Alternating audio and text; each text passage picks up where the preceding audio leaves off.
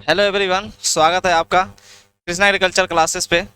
आज जो है हम आज से शुरू करने वाले हैं प्लांट फिजियोलॉजी। ठीक है, प्लांट फिजियोलॉजी में जितने भी पार्ट हैं आपके, चाहे फोटोसिंथेसिस हो, चाहे रिस्पायरेशन हो, चाहे ट्रांसपायरेशन हो, चाहे स्टोमेटा हो, ठीक है, चाहे असेंट ऑब्सेप हो, चाहे water relation to the plant हो, ठीक है, जो भी चीज़ें हैं ये सारी चीज़ें हम स्टेप वाइज आपको पढ़ाने वाले हैं।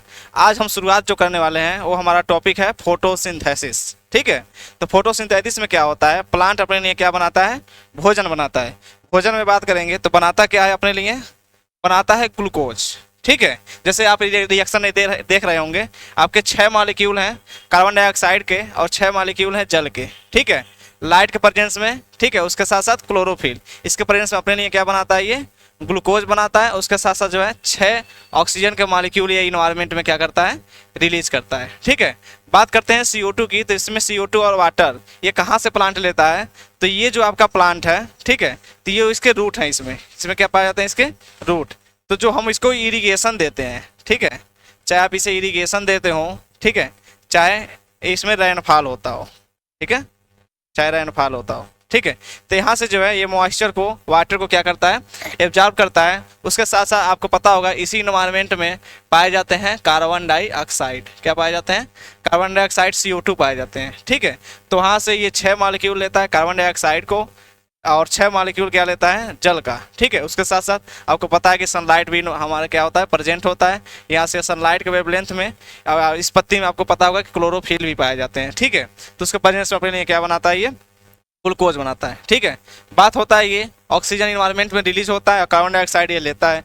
तो ये जो गैसियस एक्सचेंज है ये कहाँ से होते हैं, ठीक है, तो इसमें पाए जाते हैं मान्यूट पोर। ठीक है, इसमें छोटे छोटे मान्यूट पोर पाए जाते हैं, जिससे आप जानते होंगे इसे क्या बोला जाता है, स्टोमेटा बोला जाता है। क्या बोला जाता है, स्टोमेटा पाया जाता है। जैसे हमारे हमारे अंदर क्या पाया जाता है, नोच, नाक है जिससे हम गैस का एक्सचेंज करते हैं, ठीक उसी प्रकार प्लांट में क्या पाया जाता है, स्टोमेटा पाए जाते हैं, जिसकी सहायता से गैसियस एक्सचेंज करता है।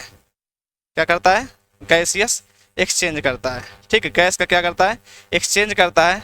ठीक है, कार्बन डाइऑक्साइड को लेता है और ऑक्सीजन को क्या करता है, इन्वायरमेंट में रिलीज करता है। ठीक है, तो स्टोमेटा थ्रू होता है। कभी कभी क्वेश्चन पूछता है कि स्टोमेटा की डिस्कवरी किसने किया है, ये बताइए। तो इसको सबसे पहले जो है, सबसे पहले किसने डिस्कवर किया था, तो एक साइंटिस्ट है पीफर। ठीक है, फीफर ने इसकी क्या की थी, डिस्कवरी की थी। और आपसे पूछता है स्टोमेटा टर्म किसने दिया है, तो किसने दिया था, मलफीजी ने।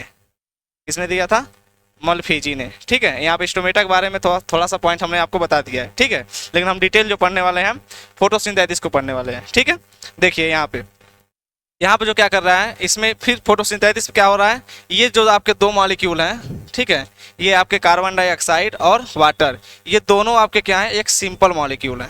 क्या है ये, एक सिंपल मॉलिक्यूल है।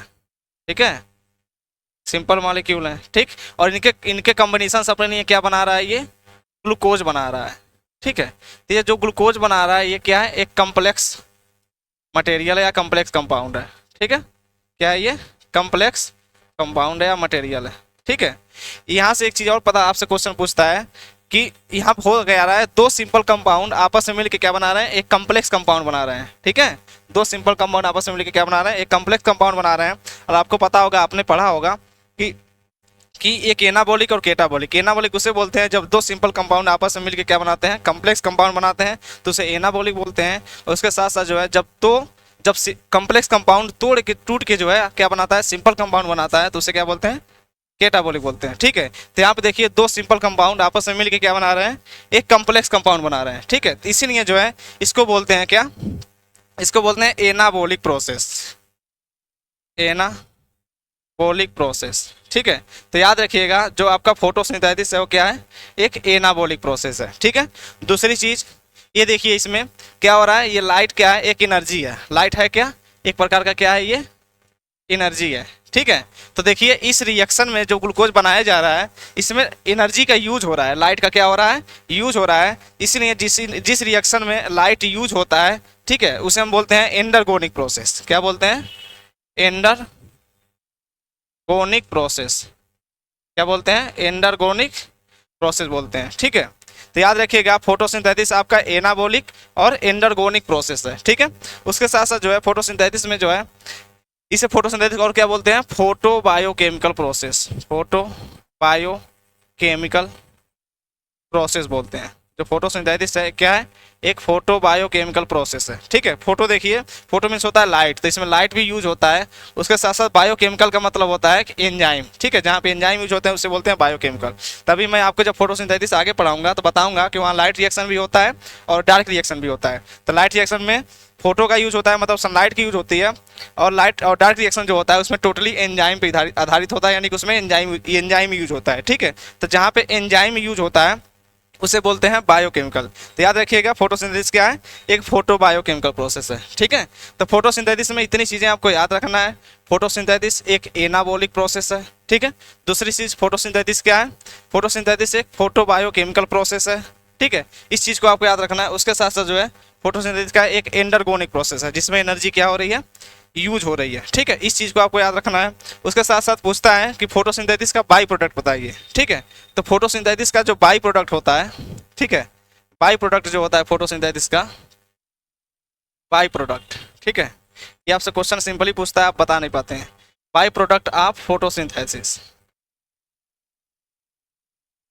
फोटोसिंथेसिस का जो है जो बाई प्रोडक्ट होता है वो क्या होता है, ऑक्सीजन होता है। ठीक है, याद रखिएगा, ये क्वेश्चन बहुत ही इंपॉर्टेंट है। जैसे हम शुरुआत से यही सुनते हैं कि प्लांट अपने लिए ऑक्सीजन लेता है, कार्बन डाइऑक्साइड रिलीज करता है। ठीक है, तो हम जो है जैसे ऑक्सीजन देखते हैं वहाँ पे हम इसका मेन प्रोडक्ट डाल देते हैं। ठीक है, तो ये बाई प्रोडक्ट याद रखिएगा। उसके अलावा आपसे पूछता है मेन प्रोडक्ट, मेन प्रोडक्ट क्या है, तो मेन प्रोडक्ट क्या है आपके लिए फोटोसिंथेसिस में, वो है ग्लूकोज। क्या है, ग्लूकोज है। ठीक है, तो याद रखिएगा, फोटोसिंथेसिस का मेन प्रोडक्ट ग्लूकोज है और बाई प्रोडक्ट क्या है, ऑक्सीजन है। ठीक है, इस चीज़ को भी आप लोग क्या करेंगे, याद रखेंगे। ठीक है, जैसे हम शुरुआत से यही सुनते हैं कि प्लांट अपने लिए क्या लेता है, कार्बन डाइऑक्साइड लेता है, ऑक्सीजन रिलीज करता है। जैसे हम क्वेश्चन देखते हैं कि वहाँ पे जो है मेन प्रोडक्ट में क्वेश्चन पूछा गया, जैसे आपसे क्वेश्चन पूछा गया कि बताइए फोटोसिंथेसिस का मेन प्रोडक्ट क्या है, तो आप जैसे आप देखते हैं ऑक्सीजन, तो आप बचपन से यही सुनते आए हैं, तो क्या करते हैं, आप ऑक्सीजन लगा देते हैं। ठीक है, कंफ्यूज मत होइएगा। अगर आपसे बाई प्रोडक्ट पूछेगा फोटोसिंथेसिस का तो आप ऑक्सीजन करेंगे, अगर आपसे जो है मेन प्रोडक्ट पूछेगा तो आप क्या करेंगे, ग्लूकोज करेंगे। ठीक है, ये छोटी सी जो है हमारी जो है इन्फॉर्मेशन थी फोटोसिंथेसिस के बारे में, छोटा सा इन्फॉर्मेशन था फोटोसिंथेसिस के बारे में। और जो भी इन्फॉर्मेशन बचा हुआ है फिर हम सेकेंड पार्ट में डिस्कस करेंगे। हम ज़्यादा लंबा वीडियो इसमें नहीं बनाएंगे ताकि आपको देखने में भी दिक्कत ना हो, ज़्यादा से ज़्यादा 10 मिनट, 15 मिनट से 20 मिनट। ठीक है, तो फिर जो है ये वीडियो हमारा लगभग 7 साढ़े 8 मिनट का होगा, उसमें इतना कवर होगा, फिर आगे अभी कवर करेंगे। ठीक है, धन्यवाद।